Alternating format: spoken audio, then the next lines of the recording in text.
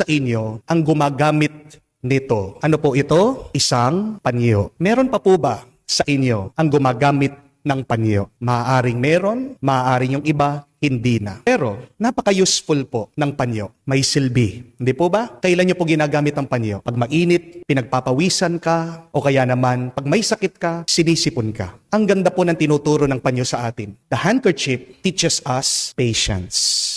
Di po ba? Kasi kahit na yan ay lukot-lukot, kahit yan ay madumi, hindi mo naman yan itatapon. Hindi mo yan iiwan. Kahit na madumi, kahit na lukot-lukot, anong gagawin mo? Uhugasan mo, lalaban mo, plaplansyahin mo. Pwede mo na namang gamitin ang handkerchief, ang panyo. Marami na pong mga tao ngayon, hindi na gumagamit ng panyo. Bakit? Kasi meron na pong mga tissue. Disposable tissue. Pero tingnan niyo po kung ano ang tinuturo nun sa atin. Pagkatapos mong gamitin, pwede mo na siyang i-dispose. Pwede mo na siyang itapon. Ibang-iba po nung unang panahon. Pag merong kang gamit, papahalagahan mo. Pag merong bagay, iingatan mo. Kamukha po ng mga ballpen nung unang panahon. Di ba? Refillable po sila. Hindi mo naman itatapon yung casing ng ballpen. Sayang po. May mabibili ka refillable pag naubos siya. Pero ngayon, ano po nangyayari sa ating mga ballpen? Pag nabagsak na po, wala na. Sira na. Disposable. Agad tinatapon. Agad inaalis. Nung pong unang panahon, yung mga appliances, di niyo po napansin, napakatibay. Meron po kaming TV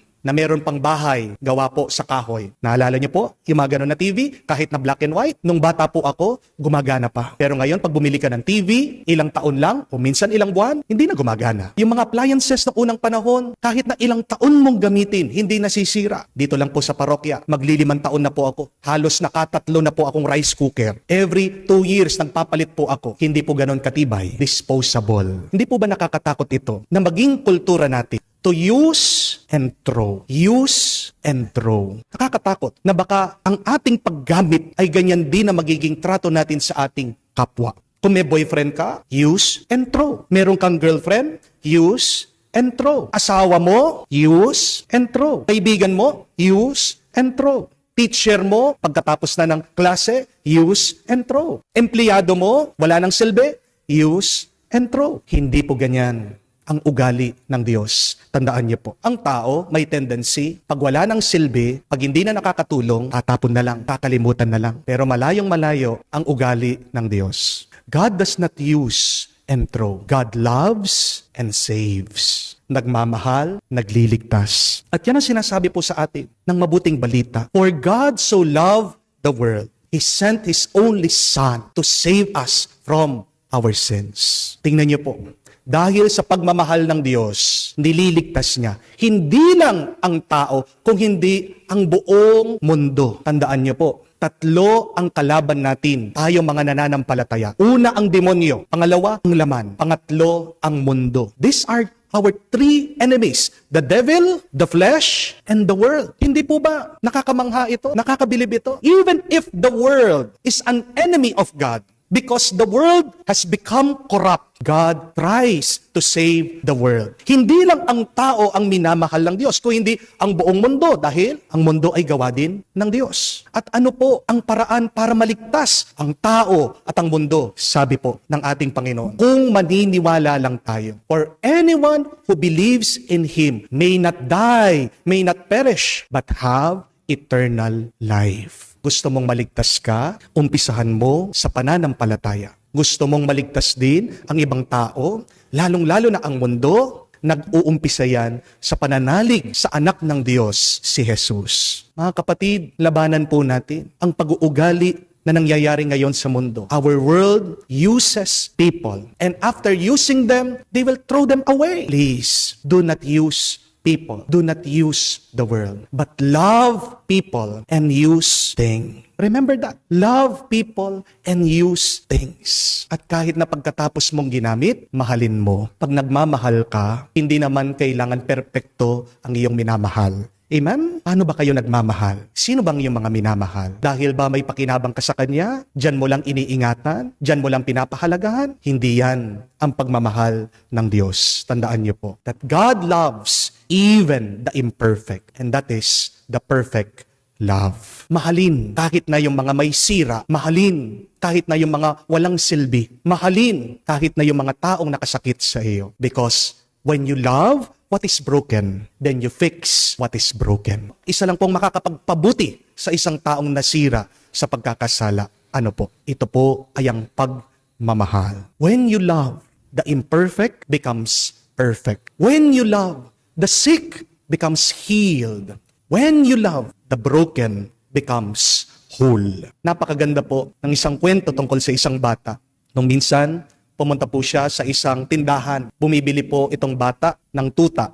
Naghahanap po siya ng kanyang alaga. Habang nagtitingin-tingin po ang bata, nakakita po siya ng isang tuta na medyo pilay-pilay. Hindi po ito maayos, nakakatayo, na naglalakad. At tinanong po ng bata sa may-ari kung magkano yung aso. Sabi po ng may-ari, pasensya ka na anak, hindi ko nabebenta. Ang tutang ito, ang asong ito. Hindi ka magi-enjoy. May sakit yan, may pilay yan. Sabi po ng bata, gusto ko po siya. Bibilhin ko po. Ayaw po ibenta ng may-ari.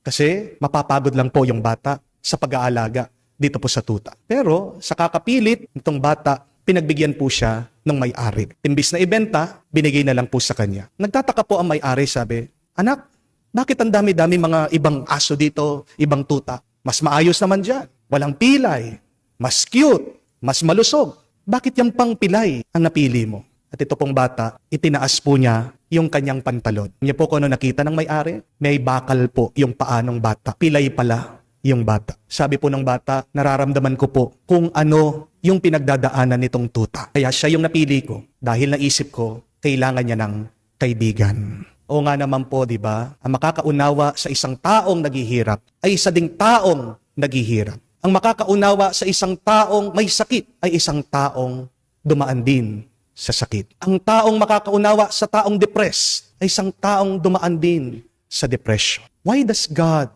loves us so much? Even if we are broken, ang ating pagkatao ay may sira, tayo ay may lamat, tayo ay may problema. Dahil alalahanin niyo po mga kapatid, ang kanyang anak si Jesus ay nasira din, nasaktan, dumaan sa sakit sa kanyang pagkapako sa krus. God loves us even if we are broken because God has also been broken. But God understands that only through love can you fix broken people.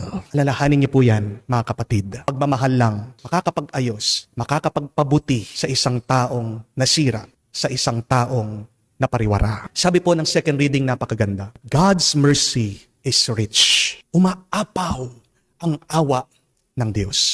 Kaya kung tayo ay nananalig at nagmamahal sa Kanya, naway ang ating ding pagmamahal at awa, mag-umapaw din ang iyong awa at pagmamahal sa iba. Kahit na nasaktan ka nila, kahit na iniwanan ka nila, kahit na naging napakasama nila sa iyo, tayo ay naanyayahan na matuwa at magalak. Bakit? Dahil ang Diyos umaapaw, sobra-sobra, kanyang awa, ang kanyang pagmamahal, ang kanyang kabutihan. Kaya mga kapatid, palitan mo ang iyong simangot sa ngiti at tuwa. Purihin natin at pasalamatan ang Diyos. Dahil ikaw man ay madapa, ikaw man ay masaktan, hindi siya titigil sa pagtulong sa iyo, sa pagmamahal sa iyo. Ito ang ating dasal at dalangin. Sabihin natin sa Kanya, Panginoon, punuin mo ako sa iyong pagmamahal at awa, at naway ako din ay maging instrumento ng iyong pagmamahal at awa para mapalitan ang lungkot ng mundong ito at mapuno ito ng liwanag at ng tuwa ngayon at magpas sa walang hanggan. Amen.